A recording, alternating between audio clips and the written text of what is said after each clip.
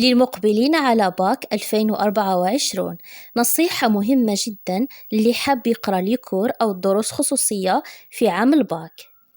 الدروس خصوصية ماشي حاجة ضرورية ولا إجبارية عام الباك، خاصة مع الغلاء اللي راه كاين.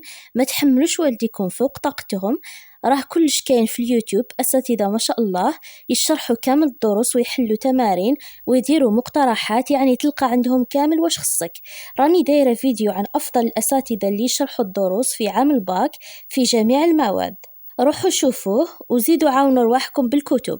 وبالنسبة للناس اللي حابة تدير دروس خصوصية ننصحهم ما يقراوش مادة واحدة عند بزاف أساتذة، وإنما يقراوها عند أستاذ واحد فقط باش ما تخلطش عليهم المعلومات.